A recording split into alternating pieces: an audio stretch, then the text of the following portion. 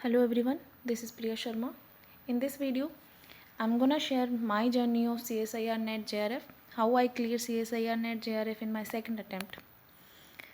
ये मेरा second attempt था, मेरा सब्जेक्ट है लाइफ साइंस और इस वीडियो में हम बेसिकली डिस्कस करेंगे मिस्टेक्स जो मैंने फर्स्ट अटैम्प्ट में की और उन मिस्टेक्स से मैंने क्या सीखा during my second attempt.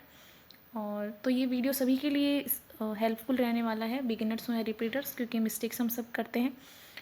Main चीज़ तो है कि हम उन मिस्टेक से कैसे सीख सकते हैं। जैसा कि मैंने बताया कि मेरा सेकेंड अटैम्प्ट है। फर्स्ट अटैम्प्ट मैंने दिया था मार्च 2025 में और सेकेंड अटैम्प्ट मेरा था जुलाई 2025 में। इन दोनों अटैम्प्ट्स के बीच में मुझे 3 महीने का टाइम मिला था फॉर द प्रिपरेशन। तो इन 3 महीने में मैंने कैसे अपनी मिस्टेक्स से ओवरकम किया है, लेट्स डिस्कस। पहले तो डिस्कस करते हैं कि मैंने क्या मिस्टेक्स की हैं। जो पहली और मेजर मिस्टेक जो मुझे लगी कि मैंने बहुत सेलेक्टिवली चीज़ें पढ़ी लेकिन उनका रिवीजन ढंग से नहीं किया। और ये चीज़ मुझे हिट की जब मैंने एग्ज़ाम में क्वेश्चंस देखे, वो बहुत फेमिलियर थे मेरे लिए, लेकिन मैं उनका आंसर नहीं कर पा रही थी क्योंकि मैंने चीज़ें रिवाइज़ नहीं की थी, कॉन्सेप्ट क्लियर नहीं थे। तो ये चीज़ मुझे एग्ज़ाम हॉल में हिट कर गई थी।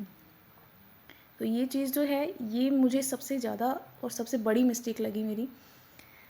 तो फर्स्ट अटैम्प्ट में मैंने सीखा कि अगर रिवीजन नहीं करूँगी तो कुछ नहीं होने वाला। सो आप लोग भी देख सकते हैं कि रिवीजन और पीवाईक्यू ये दो चीज़ें हैं। इन दो चीज़ों पे हमें मेन फोकस करना पड़ेगा। इन चीज़ों से मैंने कैसे ओवर किया। हम सेकंड अटैम्प्ट में मैंने बहुत लिमिटेड रिसोर्सेज रखे। वैसे तो फर्स्ट अटैम्प्ट में मैंने बहुत ज़्यादा रिसोर्सेज नहीं रखे थे, लेकिन जो भी रिसोर्स थे उनको मैंने कलेक्ट किया, बहुत अच्छे से उनको समझा कि क्या क्या पढ़ना है और क्या क्या छोड़ना है। और कॉन्सेप्चुअल क्लैरिटी जो है वो बहुत ज़रूरी है। इसके लिए मैंने बुक्स पढ़ी, मैंने स्टैंडर्ड बुक्स नहीं पढ़ी, मैंने रेफरेंस बुक पढ़ी हैं और कुछ यूट्यूब वीडियो से हेल्प मिली। और कैसे मेरी प्रॉपर स्ट्रेटजी रही वो भी हम डिस्कस करेंगे।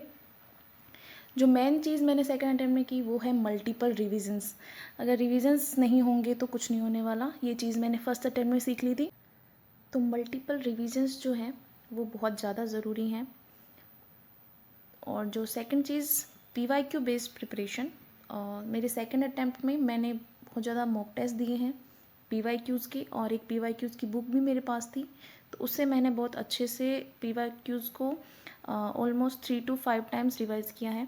और बाकी मॉक टेस्ट में तो दिया ही है। तो इस तरह से आप 6-7 बार पीवाईक्यूज़ को रिवाइज़ करेंगे तो वो क्वेश्चंस आपके दिमाग में छप जाएंगे और फिर सामने वहाँ पे वैसे ही क्वेश्चन आते हैं, कोई अलग अलग से क्वेश्चन नहीं आते हैं, उन्हीं पे बेस्ड आते हैं। तो वैसे जब सिमिलर क्वेश्चंस वहाँ आते हैं ना, तो ऐसा लगता है कि हाँ यार ये क्वेश्चन मैंने पढ़ा है। तो वहाँ उनको अटैम्प्ट करना थोड़ा आसान हो जाता है और थोड़ा कॉन्फिडेंस बिल्डअप होता है।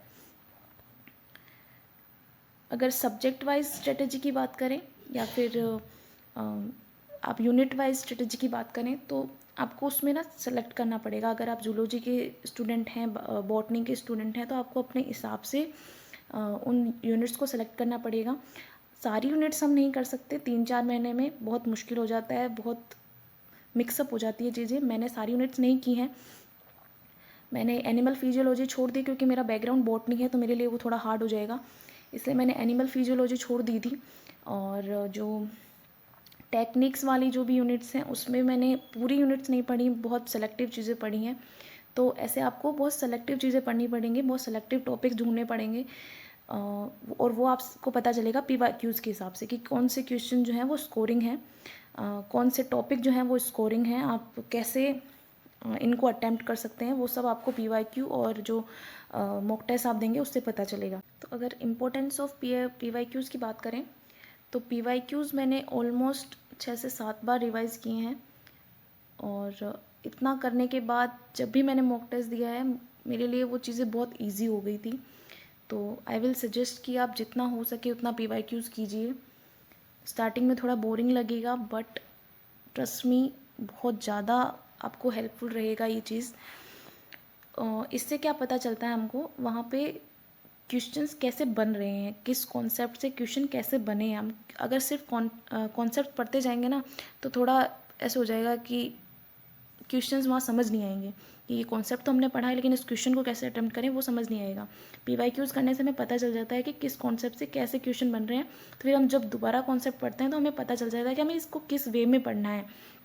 तो बहुत ज़्यादा हेल्पफुल है और थोड़ा कॉन्फिडेंस भी बूस्ट होता है इससे जब सिमिलर क्वेश्चंस वहाँ सामने आते हैं।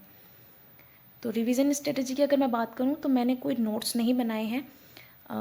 अब ये एक तरह से लेज़ीनेस भी बोल सकते हैं आप मेरा, क्योंकि फर्स्ट अटैम्प्ट में भी नहीं बनाए थे, सेकंड अटैम्प्ट में भी नहीं बनाए थे, लेकिन और नहीं बनाने के कारण शायद रिवाइज़ करने में थोड़ी प्रॉब्लम होती है। लेकिन मैंने कैसे रिवाइज़ किया बिना नोट्स के मैं आपको वो बताऊंगी किसी दूसरे वीडियो में। लेकिन इसके लिए आपको थोड़ा सा कॉन्फिडेंस अपने अंदर होना चाहिए कि आपकी जो बेसिक चीज़ें हैं वो आपको आती हैं। जैसे ऐसे MSc आपने अच्छे से की हैं, BSc आपने अच्छे से की है, तभी आप ये डिसीजन लीजिए कि आप नोट्स नहीं बनाए। अगर आपको MSc BSc किए हुए काफ़ी टाइम हो गया तो आप नोट्स बनाइए, तभी आपके लिए हेल्पफुल होगा। मैंने रिसेंटली अपनी MSc कंप्लीट की थी, इसलिए मेरे लिए वो कॉन्सेप्ट बहुत मेरे माइंड में अभी तक थे वो, इसलिए मुझे नोट्स ज़्यादा बनाने की ज़रूरत पड़ी नहीं। जो कॉन्सेप्ट्स या फिर जो भी टॉपिक मुझे हार्ड लगे थे उनके लिए मैंने समरी पेजेस बनाए थे। बहुत छोटे छोटे नोट्स या डायग्राम के थ्रू मैंने उनको ऐसे बना लिया था कि मैं उनको जल्दी से रिवाइज़ करूँ और मुझे सारी चीज़ें समझ में भी आ जाएँ। तो इस तरीके से आप समरी पेजेस बना सकते हैं। बहुत हेल्पफुल रहता है लास्ट टाइम में, लास्ट मिनट में उनको रिवाइज़ करने के लिए। अगर मॉक टेस्ट की बात करें तो आपको बेसिक प्रिपरेशन के बाद ही आपको मॉक टेस्ट जो है वो स्टार्ट कर देने हैं। एक बार आपका सिलेबस की रीडिंग कंप्लीट हो जाए फर्स्ट टाइम में, उसके बाद आप मॉक टेस्ट चालू कर दीजिए। मैंने भी ऐसा ही किया था। इससे क्या होता है कि आपको पता चल जाता है कि आपकी प्रिपरेशन किस डायरेक्शन में जा रही है। वहाँ पे क्वेश्चंस देख के आपको इसे पता चल जाता है कि ये कॉन्सेप्ट मैंने पढ़ा है लेकिन मैं इसका क्वेश्चन अटेम्प्ट नहीं कर पा रहा हूँ या कर पा रही हूँ, तो इसका मतलब है कि शायद मैंने कहीं मिस्टेक कर दी है कॉन्सेप्ट पढ़ने में। तो उससे क्या है, आपको एक डायरेक्शन मिल जाती है कि आपको किस तरीके से किसी कॉन्सेप्ट को पढ़ना है। और फर्स्ट जो 3-4 मॉक देंगे आप, उनमें आपको स्कोर पे ध्यान नहीं देना है, उनमें आपको देना है मिस्टेक पे ध्यान, कि आपने कौन सी मिस्टेक की है, कैसे मिस्टेक की है, उस मिस्टेक को कैसे सुधारना है, वो सब चीज़ें आपको नोट करनी है। अगर आप पहली बार में ही स्कोर पे ध्यान देंगे तो बहुत गलत हो जाएगा, क्योंकि स्टार्टिंग में सबके जो स्कोर हैं वो लो ही आएंगे। कोई भी फर्स्ट टाइम में बहुत अच्छा स्कोर नहीं करने वाला है, क्योंकि स्टार्टिंग में तो हमको पता भी नहीं होता है कि पेपर को कैसे अटेम्प्ट करना है। तो प्लीज़ आप पहले मिस्टेक पे ध्यान दीजिए, स्कोर पे ध्यान मत दीजिए। स्कोर पे हम ध्यान देंगे लास्ट में, जब हम एग्ज़ाम से 10-15 दिन पहले जब मॉक टेस्ट देंगे तब हम स्कोर पे ध्यान देंगे और देखेंगे कि अगर हम क्वेश्चंस कम अटेम्प्ट कर रहे हैं तो अपने क्वेश्चंस को बढ़ाएं, कैसे एक्यूरेसी बढ़ाएं, वो सब चीज़ें हम लास्ट में ध्यान देंगे। पहले मिस्टेक्स को अवॉइड करना है। एग्ज़ाम टाइम की अगर मैं स्ट्रेटेजी बताऊं कि पार्ट ABC कैसे आपको अटेम्प्ट करनी है, तो पार्ट B और C के लिए कॉन्सेप्ट क्लैरिटी लाइए और नेगेटिव मार्किंग को आपको अवॉइड करना है। उसके लिए क्या करना है कि एक्यूरेसी बढ़ानी है। एक्यूरेसी कैसे बढ़ानी है, कॉन्सेप्ट को क्लियर करना है, ठीक है।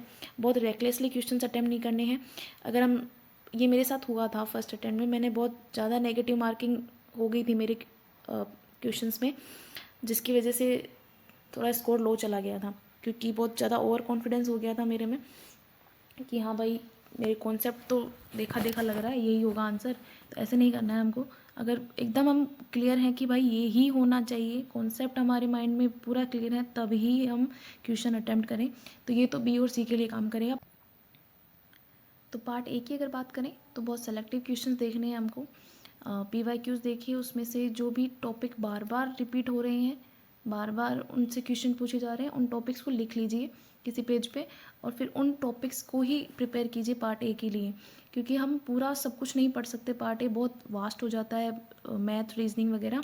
तो उसके लिए हमें क्या करना है कि सिर्फ सेलेक्टिव टॉपिक्स पढ़ने हैं जिनसे बार बार क्वेश्चन आ रहे हैं। और ये आप यूट्यूब से कर सकते हैं, मैंने यूट्यूब से ही किया था। कुछ भी, कोई भी टीचर की क्लास देख सकते हैं आप। अगर जो भी आपको समझ में आ रहा है आप उसको चूज़ कर सकते हैं। बहुत इजी है, 2-3 बार पढ़ेंगे एक टॉपिक को, आपको इजी लगने लग जाएगा। बहुत ज़्यादा टाइम वेस्ट नहीं करना है इसमें। आप हर दिन आधा घंटा इसको दीजिए, इनफ हो जाएगा।